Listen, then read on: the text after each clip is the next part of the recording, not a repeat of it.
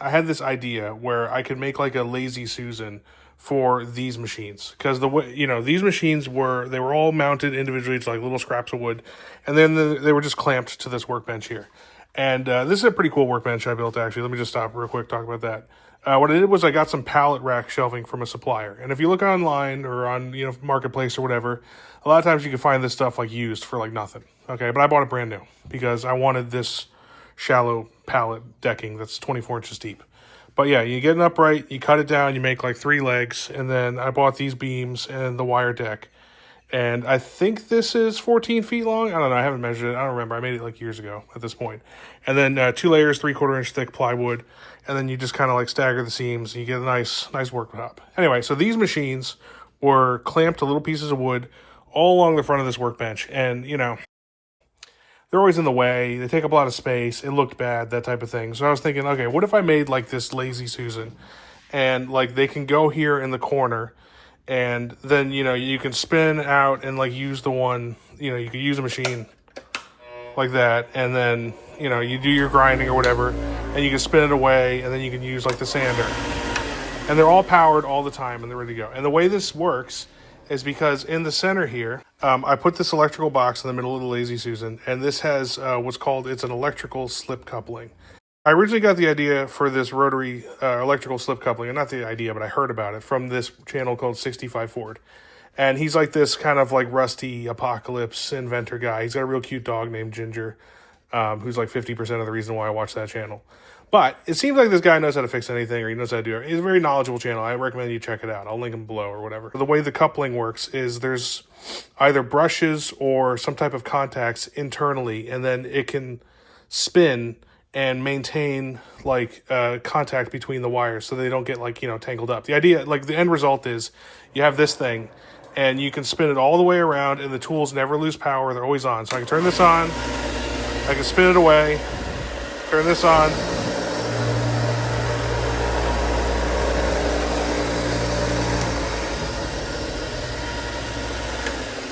And all these tools are hooked up to power all the time. I mean, I already got that one, and then, this little Harbor Freight guy too. So, whatever you want to use, you just kind of spin it to, like, present itself. Now, I was going to work on, like, a locking mechanism for this, so I thought, like, maybe I could use, like, a toggle clamp or something.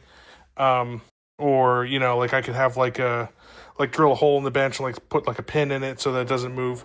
But the reality is these machines are kind of heavy, and then when you're using them, you're actually kind of pushing close to the like center of rotation anyway, so they actually don't really move in practice. And then I figured, the simplest thing to do is just make a couple wedges. So I got some wedges with grip tape here, and you can just kind of jam them under, and then like, wow, it's really not moving now. Okay, in practice, it doesn't move anyway. So yeah, electrical slip coupling, bit of wood. Originally, I started off with a 24-inch piece of wood, like 24 inches in diameter, because that's just kind of what I had. I cut a circle, and I kind of mocked it up. And you only really got 3 machines on there. So what I ended up doing was I bought some more material, and I made this disc, which is 30 inches in diameter. And I made this over the course of like 3 weeks. I kind of worked on it like 10 minutes at a time. I would cut the wood, and then like I'd go back inside. And then the next day I would come out and like maybe like sand it and finish it, and then come out the next day, do another coat or something like that. You kind of work on these things while you have time. And so this took a while to put together, just, not in total, actually. It was pretty quick, but I had some other problems I ran into.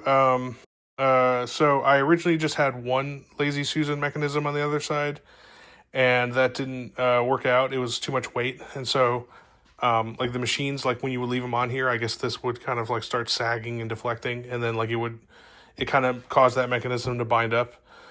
So I got another one, and so now there's 2 supporting it. There's like a 14-inch Lazy Susan in the middle, and then there's one that comes out a little closer to the edge here. That's, I think, 20 inches or 24 inches in diameter. I think it's 24 inches in diameter. It's about 4 inches from the edge here. So 24-inch diameter Lazy Susan. The way I kept them concentric is I 3D printed some like little ring stopper thing. So this whole mechanism, when there's no weight on it, it just kind of drops in there, and then that keeps it from sliding around. Because the Lazy Susans themselves are only attached to the wooden spinny top, and they're just sitting on the workbench. Other than that, they didn't have to be 3D printed. blocks to kind of keep it in place. You could have just like, glued some actual wood blocks down or something like that. But, I ended up 3D printing it because that's just, it was easy for me to do. And then I got that all wired up. That just comes out the bottom of the workbench here. Just get this out of the way. You can see there's just a box right there, kind of protect it, and then a little bit of wire management. And then that wire goes to the back of the workbench and plugs in right there. Not too worried about like the breaker or anything because this wire is pretty heavy gauge. I think it's 12 American wire gauge. Yeah, 12.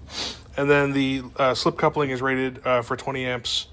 I think the breaker itself is only 15 amps, so that's okay. The breaker will pop before anything else here. And then all of the machines, you're not going to run them all at the same time. You're only going to maybe run them one at a time for just a few minutes. So I'm really not worried about the electrical part of this too much.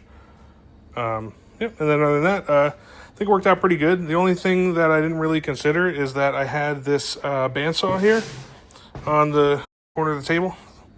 I gotta figure out where I'm gonna put that next, but in the meantime, this worked out really good. Pretty much exactly what I wanted, and it's a unique idea. I hadn't seen this done before, so just kind of wanted to make a video to share my thought process, and it does work.